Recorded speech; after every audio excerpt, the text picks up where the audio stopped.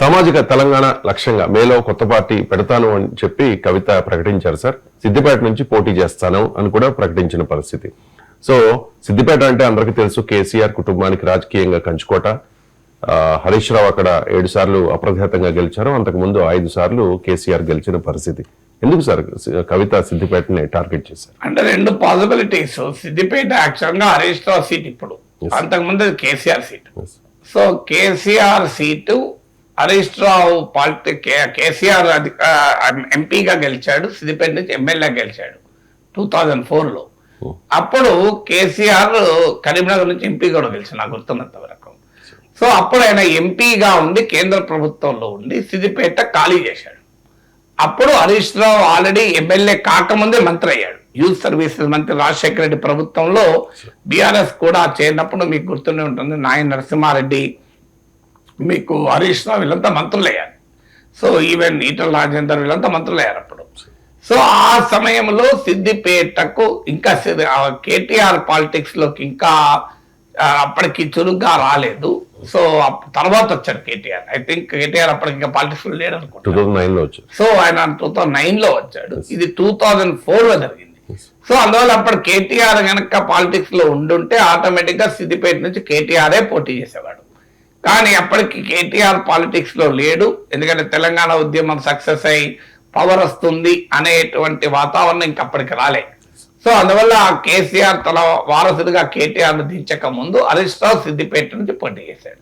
So symbolic గా చూసినప్పుడు కేసీఆర్ వారసుడికి సిద్దిపేట స్థానం. సో ఎప్పుడైతే కేటీఆర్ కూడా వచ్చాడో సిద్దిపేటలో హరీష్ రావు ఖాళీ చేస్తే అది రాంగ్ సిగ్నల్ పోతుంది కనుక సిరిసిల్ల నుంచి పక్కనే ఉన్న సిరిసిల్ల దగ్గరలో ఉన్న సిరిసిల్ల నుంచి కేటీఆర్ పోటీ చేశాడు. సో ఆ రకంగా సిద్దిపేట హరీష్ రావు, కేటీఆర్ సిరిసిల్ల, కేసీఆర్ ఏమో అసెంబ్లీకి మళ్ళీ పోటీ చేయాల్సి వచ్చినప్పుడు గజ్వేల్కి వచ్చాడు. సో అలా గజ్వేల్, సిద్దిపేట, సిరిసిల్ల 3 కేసీఆర్ కుటుంబ కాన్స్టిట్యున్సీస్ గా మారాయి. సో ఈ ప్రాసెస్ లో ఇప్పుడు కవిత ఏ సీట్ ఎంచుకోవాలన్నది పొలిటికల్ నరేటివ్ కు ఇంపార్టెంట్ అవుతుంది. ఇప్పుడు అందుకే మీరు గమనించండి, రేవంత్ రెడ్డి నేను కాంగ్రెస్ తరఫున ముఖ్యమంత్రి క్యాండిడేట్ ను ప్రజెంట్ చేయాలనుకున్నప్పుడు తనకు తానుగా ప్రజెంట్ చేసుకునే క్రమంలో వెళ్ళి కామారెడ్డిలో కేసీఆర్ తో పోటీ పడ్డారు. మీకు రేవంత్ రెడ్డి కాలక్షేపానికి పోలే, రేవంత్ రెడ్డి కాన్షియన్స్ లేదా కొడంగల్ వెళ్ళి కామారెడ్డికి ఎందుకు పోటీ చేశాడు? అలాగే ఈటల రాజేందర్ బీజేపీ అధికారంలోకి వస్తే బీసీ ముఖ్యమంత్రి చేస్తానని హామీ ఇచ్చారు కనుక ఆ బీసీ ముఖ్యమంత్రి అభ్యర్థి నేనే అనే ఒక పొలిటికల్ నరేటివ్ కొరకు ఈటల రాజేందర్ వెళ్ళి గజ్వేల్లో పోటీ చేశాడు. ఆయనకు లేదా హుజూరాబాద్ సీటు ఉన్నందుకు కూడా గజ్వేల్ నుంచి ఎందుకు పోటీ చేశాడు? సో డెలిబరేట్ గానే అంటే ఒక పొలిటికల్ నరేటివ్ బిల్డ్ చేస్తానికి కూడా సీట్ ను ఎంచుకుంటారు. అరవింద్ కేజ్రీవాల్ బీజేపీకి, మోడీకి నేనే ప్రత్యామ్నాయం అని చెప్పుకోవటానికి ఆయన వారణాసి వెళ్ళి పోటీ చేశాడు మోడీ పైన. సో పొలిటికల్ నరేటివ్ బిల్డింగ్ లో అసెంబ్లీ సెగ్మెంట్ ఎంచుకోవడం కూడా కీలకం. మోడీ గుజరాత్ నుంచి వెళ్ళి ఉత్తరప్రదేశ్ లో వారణాసి ఎందుకు చేశాడు? హిందుత్వ పాలిటిక్స్ కు తాను ఐకాన్ అని చెప్పుకోవటానికి హిందువులకు అత్యంత పుణ్యక్షేత్రమైనటువంటి వారణాసి నుంచి పోటీ చేశాడు. ఉత్తరప్రదేశ్ లో సీట్లు లేవా, బీజేపీకి బలమైన సీట్లు అయినా ఉత్తరప్రదేశ్ పోటీ చేయడం గుజరాత్ సరిపోతుందా కదా? గుజరాత్ లో ఎక్కడి నుంచి అయినా మోడీ అద్భుతమైన మేరతో గెలుస్తాడు కదా. సో తన హిందుత్వ పాలిటిక్స్ ను సింబలైజ్ చేసుకోవటానికి మీకు ఒక ఇండికేటర్ గా చేస్తారు. రాహుల్ గాంధీ వాయనాడుకి ఎందుకు వచ్చాడు? సేఫ్ సీట్ అనే కాదు, నార్త్ లో సౌత్ లో కాంగ్రెస్ పార్టీకి రిలేటివ్ గా బలం ఉంది కనుక ఆ బలాన్ని గుర్తించే క్రమంలో వెళ్ళి సౌత్ ఇండియా నుంచి పడేశారు. నార్త్ ఇండియాలో ఎక్కడో చోట ఒక సేఫ్ సీట్ దొరకదా?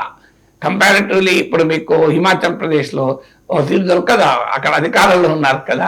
సో అందువల్ల ఏ పార్టీ అయినా పోటీ చేసే ఒక నాయకుడు తాను ఎంచుకునే కాన్స్టిట్యున్సీ కూడా ఇదే పొలిటికల్ సింబాలిజం కూడా ఉంటుంది. అందుకే ఇన్ని ఉదాహరణలు మీకు చెప్పాను. సో కవిత సిద్దిపేటలో పోటీ చేయాలనుకోవడం ద్వారా కేసీఆర్ కు తానే వారసురాలు, తాను అనేటువంటి తన పొలిటికల్ లెగసీ, పొలిటికల్ ఇన్హెరిటెన్స్, రాజకీయ వారసత్వాన్ని చాటి చెప్పడం కొరకు ఎంచుకోవడం ఒక ఆస్పెక్ట్. ఇట్లా అదే కారణమైతే ఆమె స్ట్రాటజీ కరెక్ట్. కానీ ఆమె ఇప్పటి వరకు బీఆర్ఎస్ నుంచి బయటకు వచ్చిన తర్వాత ఆమె పోరాటం అంతా కేసీఆర్ పై కాదు, కేటీఆర్ పై కాదు. నిజంగా వారసత్వం కొరకు ఫైట్ కేటీఆర్ తో చేయాలి. ఆమె పోరాటం అంతా హరీష్ రావుతో చేస్తుంది. అందువల్ల హరీష్ రావును ఓడిస్తానంటూ సిద్దిపేటకు వెళ్ళడం గనక జరిగితే దాని మించిన వ్యూహాత్మక తప్పిదం ఇంకోటి ఉండదు. ఎందుకంటే పోరాడాల్సింది హరీష్ రావు పైన కాదు. నిజంగానే నీకు పొలిటికల్ గా ప్రూవ్ చేసుకోవాలనుకుంటే కేసీఆర్ పైన పోరాడాలి, కేటీఆర్ పైన పోరాడాలి. హరీష్ రావు మీద పోరాడితే ఏమొస్తుంది? హరీష్ రావును కేసీఆర్ కుటుంబ రాజకీయాల్లో ఆయనను బాధితులుగానే సమాజం చూస్తుంది. ఇది also one of the victims లానే. ఎందుకంటే కేసీఆర్ కేటీఆర్ ని చేయాలనుకుంటున్నాడు, హరీష్ రావు చేయడం లేదు. హరీష్ రావు సీనియారిటీ ఉన్నవాడు, కేటీఆర్ రాజకీయాల్లో లేనప్పుడు హరీష్ రావు ఉన్నాడు. మొదటి నుంచి కేసీఆర్ ఎప్పుడున్నది హరీష్ రావు, కానీ కొడుకుని చేస్తున్నాడు అన్నది కదా విమర్శ. సో మీకు కేటీఆర్ ని వర్కింగ్ ప్రెసిడెంట్ చేశారు, కేటీఆర్ ని కేబినెట్ లో ఆల్మోస్ట్ నెంబర్ 2 చేశారు, అందరికి అర్థమవుతుంది. సో అందువల్ల మీకు హరీష్ రావునే విక్టిమ్ గా సమాజం భావిస్తున్న సమయంలో కుటుంబ రాజకీయాలు కవిత నేను విక్టిమ్ కనుక మరో విక్టిమ్ తో పోరాడుతా అంటే జనం ఎట్లా యాక్సెప్ట్ చేస్తారు? అందులో సిద్దిపేట హరీష్ రావు చాలా సేఫ్ సీటు, ఆ భారీ మెజార్టీలతో గెలుస్తూ ఉంటాడు ఎంత క్రిటికల్ టైంలో కూడా. అందుకే ఆమె ఇంకో మాట కూడా ఉన్నది, సిద్దిపేట లేదా బోధన్ అన్నది. అది కూడా ఒక రాంగ్ నెరేటివ్. చెప్పేటప్పుడు నీకు స్పష్టత ఉండాలి, సిద్దిపేట నా బోధన అన్న అంటే ఎట్లా? సో అందువల్ల క్లియర్ గా ఎక్కడి నుంచి పోటీ చేయాలనే విషయంలో కూడా కవితకు స్పష్టమైన నరేటివ్ లేదనడానికి ఇది ఒక ఉదాహరణ కదా.